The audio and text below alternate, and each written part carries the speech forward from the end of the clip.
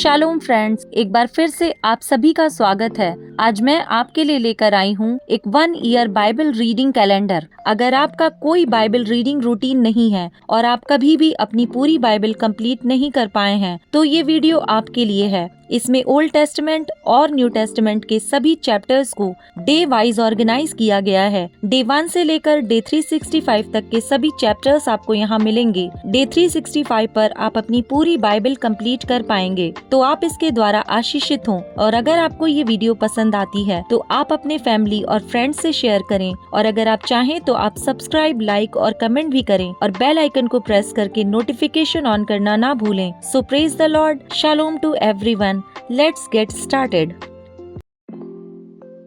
Day 125, chapter number 10, Sheba की रानी का आगमन। जब शीबा की रानी ने यहोवा के नाम के विषय सुलेमान की कीर्ति सुनी, तब वह कठिन कठिन प्रश्नों से उसकी परीक्षा करने को चल पड़ी। वह तो बहुत भारी दल के साथ मसालों और बहुत सोने और मणि से लदे ऊंट साथ लिए हुए यरूशलेम को आई और सुलेमान के पास पहुंचकर अपने मन की सब बातों के विषय में उससे बातें करने लगी। सुलेमान ने उसके सब प्रश्नों का उत्तर दिया। कोई बात राजा की बुद्धि से ऐसी बाहर ना रही कि वह उसको ना बता सका। जब शीबा की रानी ने सुलेमान की सब बुद्धिमानी और उसका बनाया हुआ भवन और उसकी मेज पर का भोजन देखा, और उसके कर्मचारी किस रीति बैठते और उसके टहलुए किस रीति खड़े रहते और कैसे कैसे कपड़े पहने रहते हैं, और उसके पिलाने वाले कैसे हैं, और वह कैसी चढ़ाई है जिससे वह यहोवा के भवन को जाया करता है, यह सब जब उसने देखा तब वह चकित रह गई। तब उसने राजा से कहा, तेरे कामों और बुद्धिमानी की जो कीर्ति मैंने अपने देश में सुनी थी वह सच ही है, परंतु जब तक मैंने आप ही आकर अपनी आंखों से यह ना देखा, तब तक मैंने उन बातों की प्रतीति ना की, परंतु इसका आधा भी मुझे ना बताया गया था। तेरी बुद्धिमानी और कल्याण उस कीर्ति से भी बढ़कर है जो मैंने सुनी थी। धन्य है तेरे जन, धन्य है तेरे ये सेवक जो नित्य तेरे सम्मुख उपस्थित रहकर तेरी बुद्धि की बातें सुनते हैं। धन्य है तेरा परमेश्वर यहोवा जो तुझसे ऐसा प्रसन्न हुआ कि तुझे इज़राइल की राजगद्दी पर विराजमान किया। यहोवा इज़राइल से सदा प्रेम रखता है, इस कारण उसने तुझे न्याय और धर्म करने को राजा बना दिया है। तब उसने राजा को 120 किक्कार सोना, बहुत सा सुगंध द्रव्य और मणि दिया। जितना सुगंध द्रव्य शीबा की रानी ने राजा सुलेमान को दिया, उतना फिर कभी नहीं आया। फिर हीराम के जहाज भी जो ओपीर से सोना लाते थे, बहुत सी चंदन की लकड़ी और मणि भी लाए, और राजा ने चंदन की लकड़ी से यहोवा के भवन और राजभवन के लिए खम्बे और गवैयों के लिए वीणा और सारंगियां बनवाई। ऐसी चंदन की लकड़ी आज तक फिर नहीं आई और न दिखाई पड़ी है। शीबा की रानी ने जो कुछ चाहा वही राजा सुलेमान ने उसकी इच्छा के अनुसार उसको दिया। फिर राजा सुलेमान ने उसको अपनी उदारता से बहुत कुछ दिया। तब वह अपने जनों समेत अपने देश को लौट गई।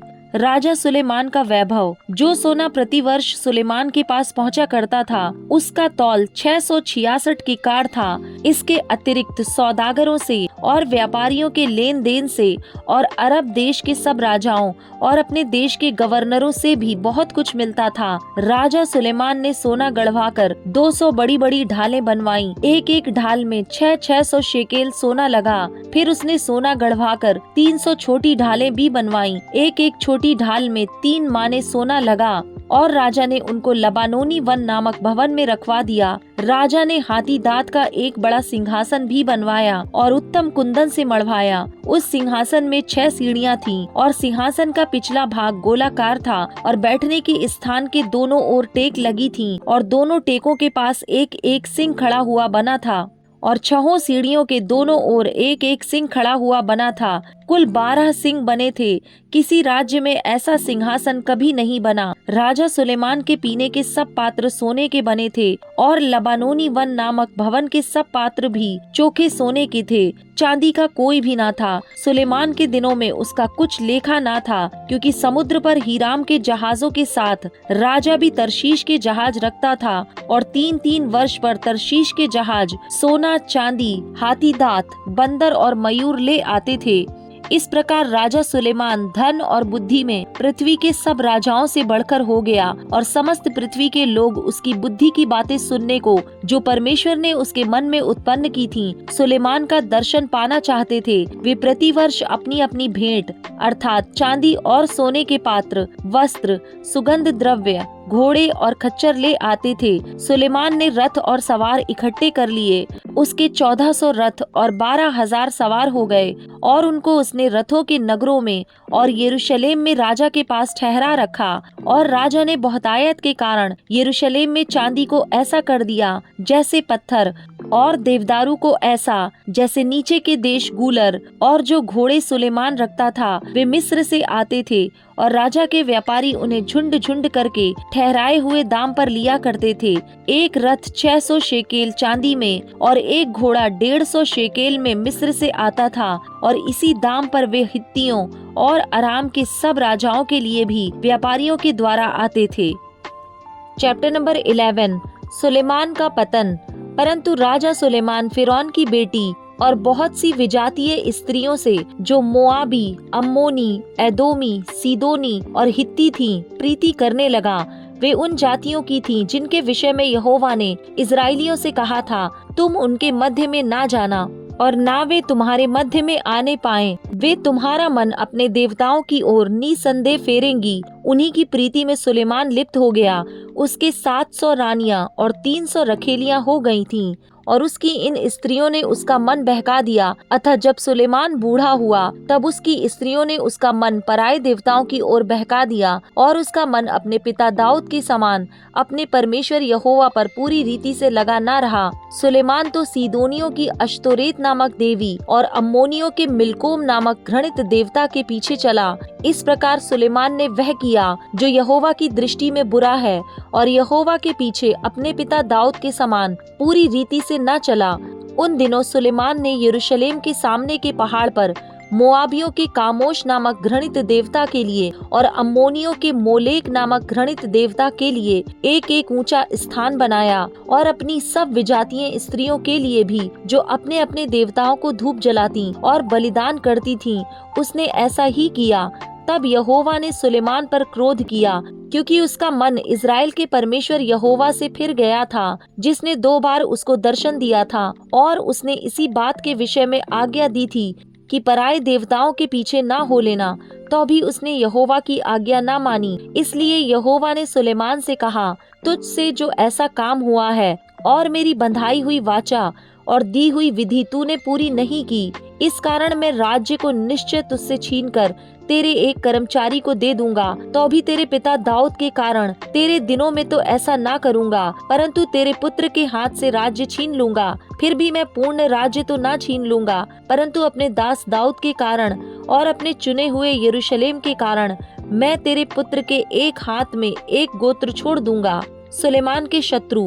तब यहोवा ने एदोमी हदद को, जो एदोमी राजवंश का था, सुलेमान का शत्रु बना दिया, क्योंकि जब दाऊद एदोम में था और योआब सेनापति मारे हुओं को मिट्टी देने गया, योआब तो समस्त इज़राइल समेत वहां 6 महीने रहा, जब तक कि उसने एदोम के सब पुरुषों का नाश ना कर दिया। तब हदद, जो छोटा लड़का था, अपने पिता के कई एक एदोमी सेवकों के संग मिस्र को जाने के उद्देश्य से भागा और वे मिद्यान से होकर परान को आए और परान से कई पुरुषों को संग लेकर मिस्र में फिरौन के राजा के पास गए और फिरौन ने उसको घर दिया और उसके भोजन व्यवस्था की आज्ञा दी और कुछ भूमि भी दी। और हदद पर फिरौन की बड़े अनुग्रह की दृष्टि हुई और उसने उससे अपनी साली अर्थात तहपनेस रानी की बहन का विवाह कर दिया और तहपनेस की बहन से गनूबत उत्पन्न हुआ और उसका दूध तहपनेस ने फिरौन के भवन में छुड़ाया।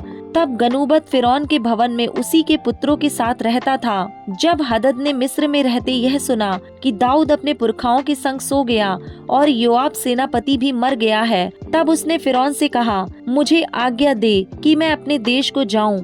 फिरौन ने उससे कहा, क्यों, मेरे यहाँ तुझे क्या घटी हुई कि तू अपने देश को चला जाना चाहता है? उसने उत्तर दिया, कुछ नहीं हुई, तो भी मुझे अवश्य जाने दे। फिर परमेश्वर ने उसका एक और शत्रु कर दिया, अर्थात एल्यादा के पुत्र रजोन को, वह तो अपने स्वामी सोबा के राजा हददेजेर के पास से भागा था। और जब दाऊद ने सोबा के जनों को घात किया, तब रजोन अपने पास कई पुरुषों को इकट्ठा करके एक दल का प्रधान हो गया और वह दमिश्क को जाकर वहीं रहने और राज्य करने लगा।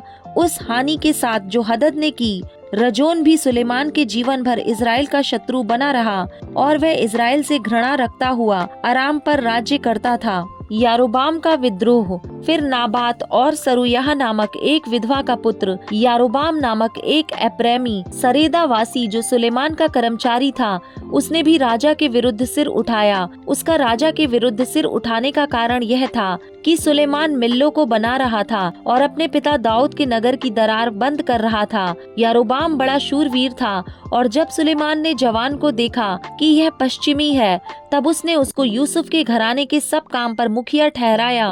उन्हीं दिनों में यारोबाम यरूशलेम से निकलकर जा रहा था कि शीलोवासी अहिया नबी नई चद्दर ओढ़े हुए मार्ग पर उससे मिला और केवल वे ही दोनों मैदान में थे। तब अहिया ने अपनी उस नई चद्दर को ले लिया और उसे फाड़कर 12 टुकड़े कर दिए। तब उसने यारोबाम से कहा, 10 टुकड़े ले ले, क्योंकि इज़राइल का परमेश्वर यहोवा यों कहता है, सुन, मैं राज्य को सुलेमान के हाथ से छीनकर 10 गोत्र तेरे हाथ में कर दूंगा, परंतु मेरे दास दाऊद के कारण और यरूशलेम के कारण जो मैंने इज़राइल के सब गोत्रों में से चुना है, उसका एक गोत्र बना रहेगा। इसका कारण यह है कि उन्होंने मुझे त्याग कर सीदोनियों की देवी अश्तोरेत और मोआबियों के देवता कामोश और अम्मोनियों के देवता मिल्कोम को दंडवत की और मेरे मार्गों पर नहीं चले और जो मेरी दृष्टि में ठीक है वह नहीं किया और मेरी विधियों और नियमों को नहीं माना, जैसा कि उसके पिता दाऊद ने किया, तो अभी मैं उसके हाथ से पूर्ण राज्य ना ले लूंगा, परंतु मेरा चुना हुआ दास दाऊद जो मेरी आज्ञाएं और विधियां मानता रहा, उसके कारण मैं उसको जीवन भर प्रधान ठहराए रखूंगा। परंतु उसके पुत्र के हाथ से मैं राज्य अर्थात 10 गोत्र लेकर तुझे दे दूंगा और उसके पुत्र को मैं एक गोत्र दूंगा, इसलिए कि यरूशलेम अर्थात उस नगर में जिसे अपना नाम रखने को मैंने चुना है, मेरे दास दाऊद का दीपक मेरे सामने सदैव बना रहे। परंतु तुझे मैं ठहरा लूंगा और तू अपनी इच्छा भर इज़राइल पर राज्य करेगा। और यदि तू मेरे दास दाऊद के समान मेरी सब आज्ञाएं माने और मेरे मार्गों पर चले और जो काम मेरी दृष्टि में ठीक है वही करे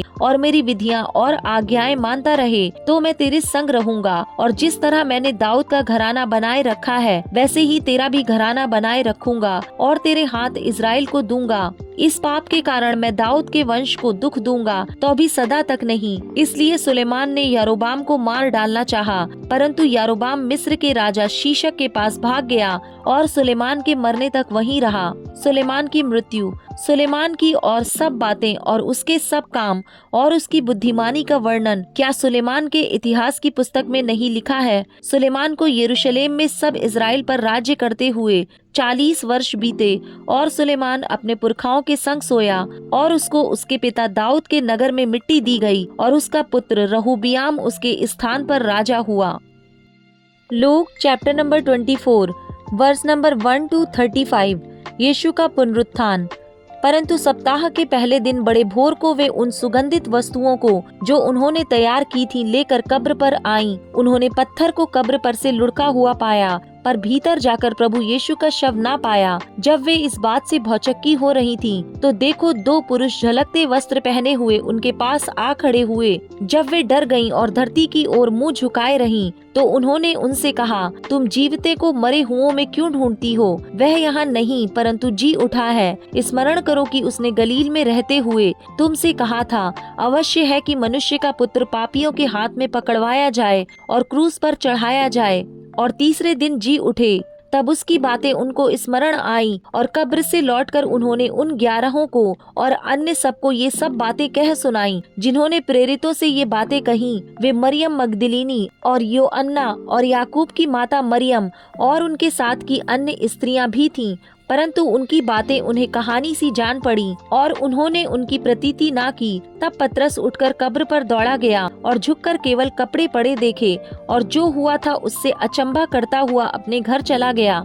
इम्माउस के मार्ग पर चेलों के साथ। उसी दिन उसमें से 2 जन इम्माउस नामक एक गांव को जा रहे थे जो यरूशलेम से कोई 7 मील की दूरी पर था। वे इन सब बातों पर जो हुई थी आपस में बातचीत करते जा रहे थे, और जब वे आपस में बातचीत और पूछताछ कर रहे थे तो यीशु आप पास आकर उनके साथ हो लिया, परंतु उनकी आंखें ऐसी बंद कर दी गई थीं कि उसे पहचान न सके। उसने उनसे पूछा, ये क्या बातें हैं जो तुम चलते चलते आपस में करते हो? वे उदास से खड़े रह गए। यह सुनकर उनमें से क्लियोपास नामक एक व्यक्ति ने कहा, क्या तू यरूशलेम में अकेला परदेशी है जो नहीं जानता कि इन दिनों में उसमें क्या क्या हुआ है? उसने उनसे पूछा, कौन सी बातें? उन्होंने उससे कहा, यीशु नासरी के विषय में, जो परमेश्वर और सब लोगों के निकट काम और वचन में सामर्थी भविष्यद्वक्ता था, और प्रधान याजकों और हमारे सरदारों ने उसे पकड़वा दिया कि उस पर मृत्यु की आज्ञा दी जाए और उसे क्रूस पर चढ़वाया, परंतु हमें आशा थी कि यही इज़राइल को छुटकारा देगा। इन सब बातों के सिवाय इस घटना को हुए तीसरा दिन है, और हम में से कई स्त्रियों ने भी हमें आश्चर्य में डाल दिया है, जो भोर को कब्र पर गई थीं, और जब उसका शव ना पाया तो यह कहती हुई आई कि हमने स्वर्गदूतों का दर्शन पाया जिन्होंने कहा कि वह जीवित है। तब हमारे साथियों में से कई एक कब्र पर गए और जैसा स्त्रियों ने कहा था वैसा ही पाया, परंतु उसको ना देखा। तब उसने उनसे कहा, हे निर्बुद्धियों और भविष्यद्वक्ताओं की सब बातों पर विश्वास करने में मंदमतियों, क्या अवश्य ना था कि मसीह ये दुख उठाकर अपनी महिमा में प्रवेश करे? तब उसने मूसा से और सब भविष्यद्वक्ताओं से आरंभ करके सारे पवित्र शास्त्र में से अपने विषय में लिखी बातों का अर्थ उन्हें समझा दिया। इतने में वे उस गांव के पास पहुँचे जहाँ वे जा रहे थे, और उसके ढंग से ऐसा जान पड़ा कि वह आगे बढ़ना चाहता है, परंतु उन्होंने यह कहकर उसे रोका, हमारे साथ रह, क्योंकि संध्या हो चली है और दिन अब बहुत ढल गया है। तब वह उनके साथ रहने के लिए भीतर गया। जब वह उनके साथ भोजन करने बैठा तो उसने रोटी लेकर धन्यवाद किया और उसे तोड़कर उनको देने लगा। तब उनकी आंखें खुल गईं और उन्होंने उसे पहचान लिया, और वह उनकी आंखों से छिप गया। उन्होंने आपस में कहा, जब वह मार्ग में हमसे बातें करता था और पवित्र शास्त्र का अर्थ हमें समझाता था, तो क्या हमारे मन में उत्तेजना ना उत्पन्न हुई? वे उसी घड़ी उठकर यरूशलेम को लौट गए और उन 11 और उनके साथियों को इकट्ठे पाया। वे कहते थे, प्रभु सचमुच जी उठा है और शमौन को दिखाई दिया है। तब उन्होंने मार्ग की बातें उन्हें बता दी, और यह भी कि उन्होंने उसे रोटी तोड़ते समय कैसे पहचाना।